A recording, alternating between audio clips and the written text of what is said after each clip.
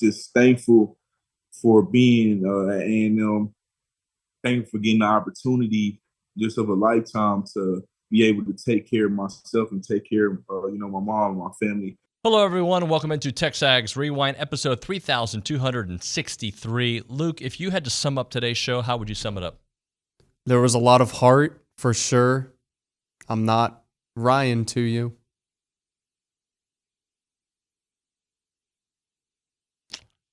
That was off the dome, too. Yeah. That was phenomenal. Thank you. Yeah.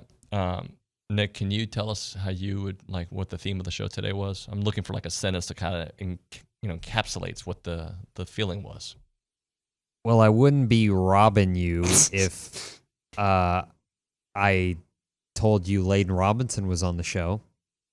You wouldn't be robbing us the facts. You're correct about that. I'm just going to take over this because I'm embarrassed, appalled, and dismayed, to be honest with you, at the youth of America. Today on the program, we did the top 10 quarterbacks in college football. That is, according to ESPN. We kind of had our thoughts on that. Reid Ryan on the program. You know him. He used to be the president of the Astros, leading up the Ryan Sanders group as well.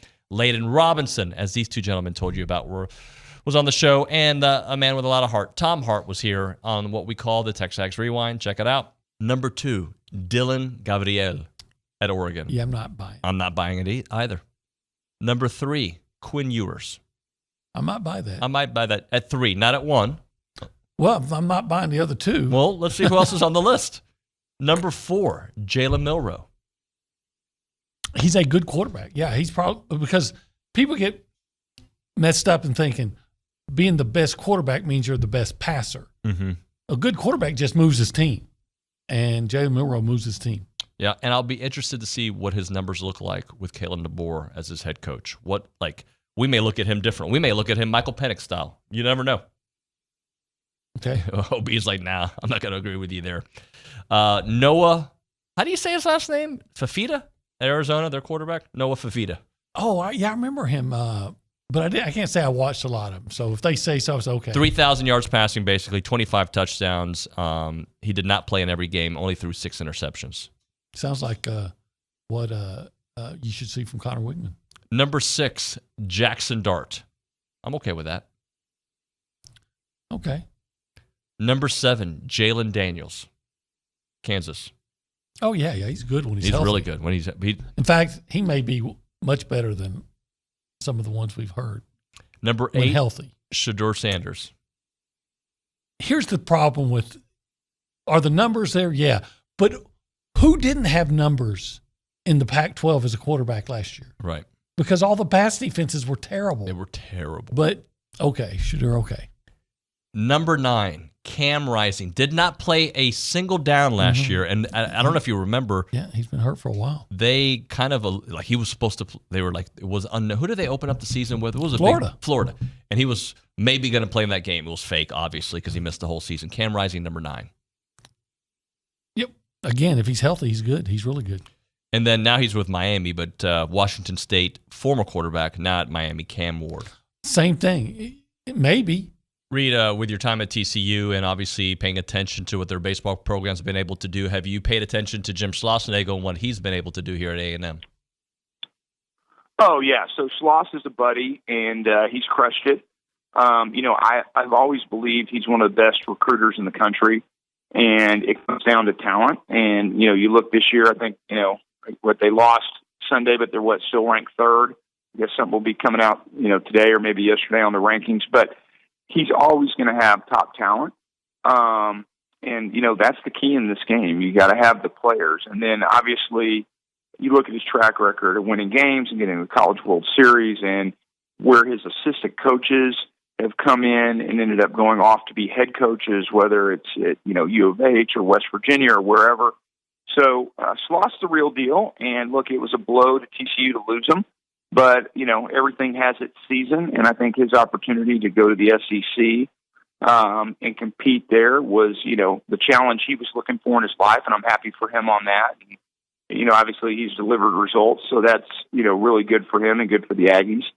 As far as TCU goes, I was happy to, see Kirk get the call as the head coach. Had a pretty good run last year. They've really struggled offensively this year. They've had really good pitching, but just cannot score runs. And so, they're really in jeopardy of even making the postseason at this point.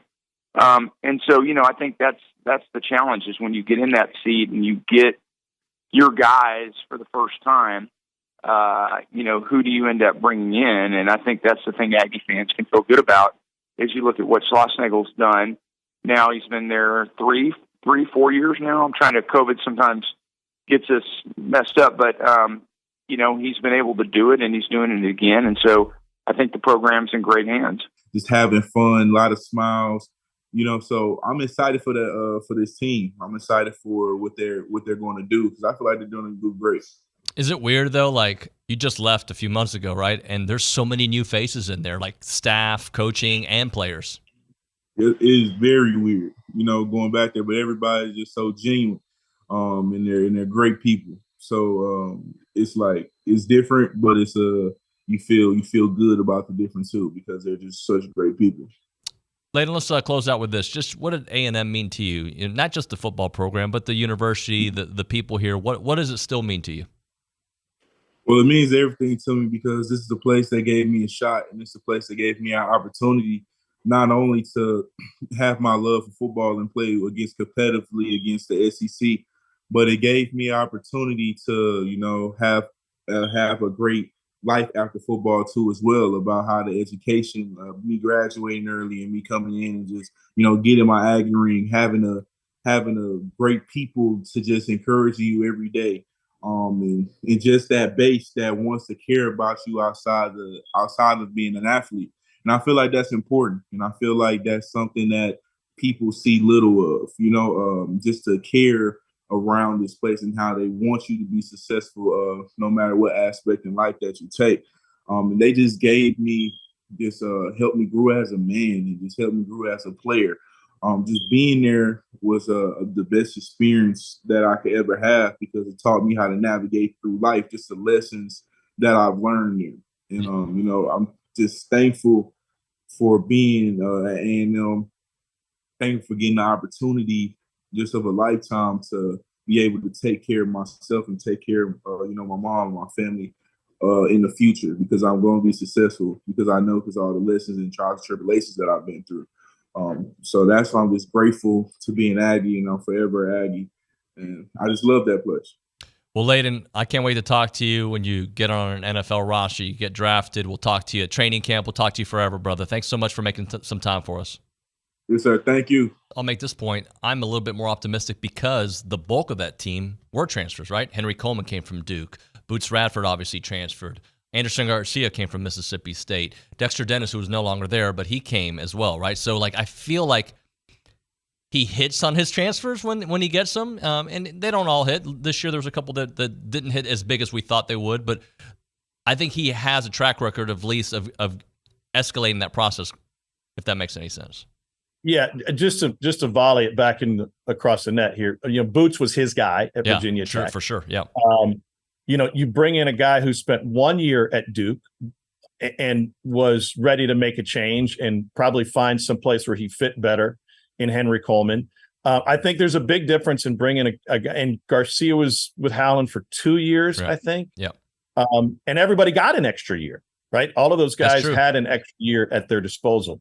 So I think that's unique. There's a difference in going and getting a rising junior or rising senior who's going to jump levels that you're going to have finite time with. And so I think to be successful, you have to do that because you have to be able to pick and choose. It'd be like having, a pro team and not using free agency. Right. You've got to use free agency. So the challenge is, how do you manage that when you have finite time with them? We're going to eventually, I think we're basically there, but eventually get to the point where, there's no 24 and 25-year-old players anymore. That COVID year goes away. I think there's some exceptions going into next season, right? But the game will get younger as soon as that entire class moves on. I think that's such a good point, too. And when you're saying this, I'm thinking of two folks. I'm thinking of football coaches. I'm thinking of Dabo, who the feeling is he hasn't adapted to this new way and still considered one of the top coaches in college football. And the guy that A&M just got rid of, Jimbo Fisher, didn't really attack the portal the way Mike Elko has, let's say. And well, it'll be interesting to see how buzz kind of goes in when it comes to moving forward with the changing game, especially with the report that I saw that they're considering allowing these unlimited transfers moving forward. Luke, I would like for you to tell the people what to do, and this time with a little bit more emphasis and energy, okay? Okay. First, like. Second, comment. Third, subscribe. You're probably already subscribed, but if you're not, you need to do it. Third, hit the bell. Fourth, yeah, sorry. There were 2 3s. Fourth, hit the bell so you can get a notification every time TexAgs posts. Go follow TexAgs on every social media. And if you're doing a ring dunk this weekend, leave your beer out now. And Gladiator yes, Dash? Get the Gladiator Dash. Thank you. It's The Rewind. We'll see you next time.